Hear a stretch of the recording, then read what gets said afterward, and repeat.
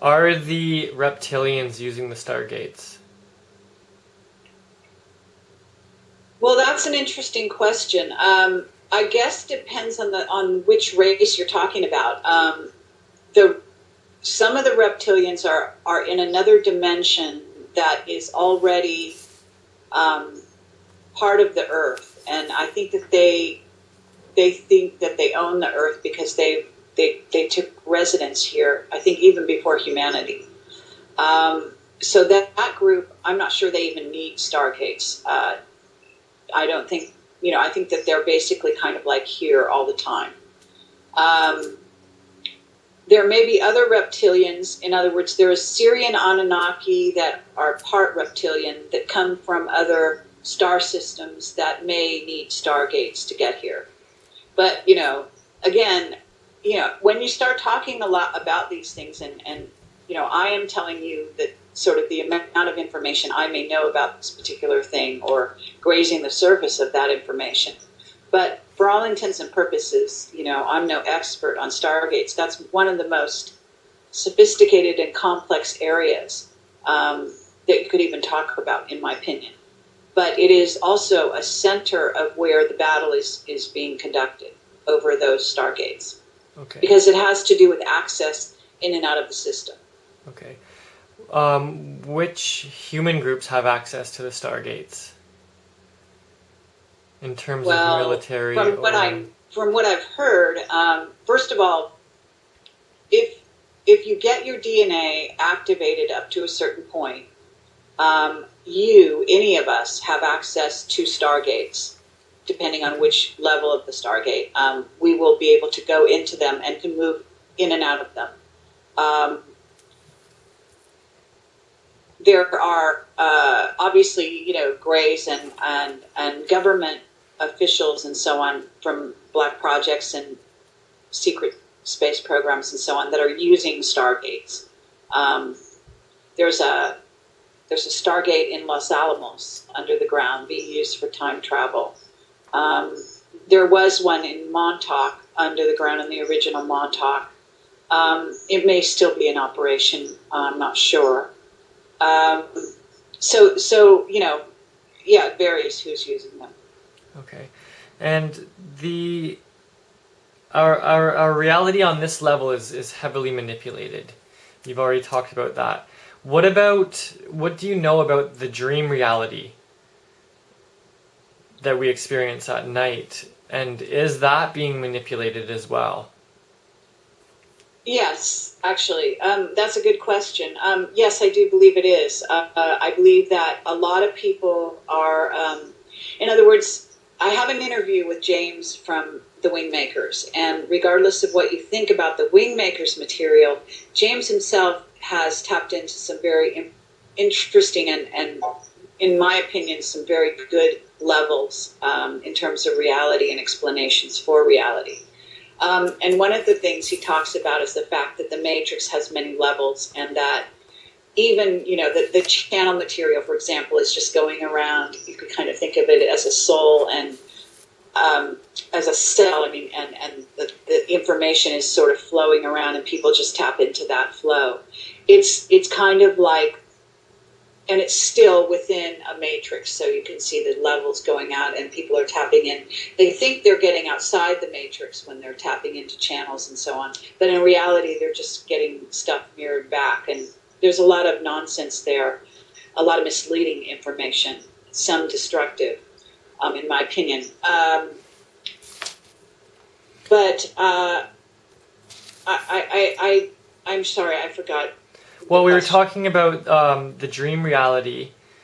Oh, right. So what I would say is, on top of that, I do think that what has happened in Black projects with mind control is that they've learned how to access the dream reality and to make use of individuals in taking them into other dimensions and actually using you while you're sleeping at night.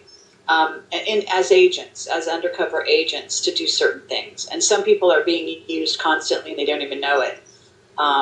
They're being run like agents while they're dreaming. And they think, they had an interesting dream unless, in which they killed somebody, or they, went to a different country, or whatever.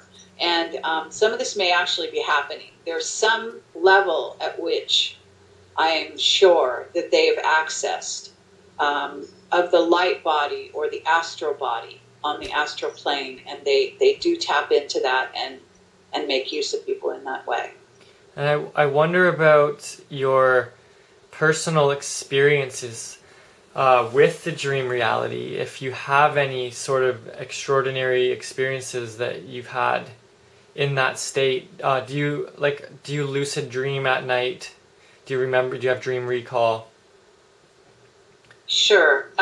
Yeah, I mean, I do lucid dream. At times, I think, from what I understand, lucid dreaming is something of a, it's overblown. It's it's overrated, I guess you might say. I think that what's happening here is far more complex than that. But I do think that lucid dreaming can be very useful, and I certainly do it on occasion. And so, and you can sort of move in and out of that as well. Okay. Have you ever encountered any beings in any of your dreams that you've spoken with that are extraterrestrial or gods, so to speak, or God? Any situations you can recall? Yeah, I have. Let me ask you, how long is this going to go on, this interview? Because I was thinking it was an hour. Okay, I can go as long as you're comfortable with. I could ask you questions probably for the next 3 days if you were to let me. Okay, because I have a lot of work to get back to. But, okay. I'll just kind of, if we could maybe wind this up. A few more questions. If you could give me 3 or 4 more questions, that would be great. Sure, no problem. To answer your question, let me see. When I was, I think maybe 20 or maybe a little younger, I did, I think it was LSD. Tried it because I wanted to see what would happen creatively. And I have a very non-addictive personality. Mm-hmm. But what happened is I saw God, or I thought I did. I talked to God. I left this reality and basically went elsewhere. And and this was kind of a profound experience, I guess you might say, for that age. And this is before I linked up my chakras and through Kundalini and had Samadhi experiences. So. But I'd also always been kind of, I don't know how to explain it, a metaphysical. I consider myself an indigo child, whatever you want to call that. So it was very real, and I understood the nature of all existence at that time and at that moment. And I was basically told that everything that goes on down here is actually okay. That it's, that it is a game, and that we are allowed, and that there was a tremendous amount of love, and it was an amazing experience. Mm-hmm. And then after that, obviously I endeavored to reach what I consider to be enlightenment, and to do that I linked the chakras and so on through meditation. And I did that very consciously for, I basically meditated every day for about 2 months. That was when I was a little older than that, and I was living in New York, studying acting at night and meditating all day. And so I had a lot of experiences like that. I had lots of visitations, lots of ET experiences when I was very young. Really probably too numerous to mention. I have had visitations by various ET races. One that was kind of interesting was before I met Alex Collier, or even knew about his material, I was visited by a little bald old man who sat by my bed and talked to me all night long. And at the end I said, "Well, where are you from?" And he said, "Andromeda." And And I remember being very disappointed because he didn't look unusual, even though he's supposed to be an alien. And that was that was many years ago, like, I don't know, 10 years ago or something. But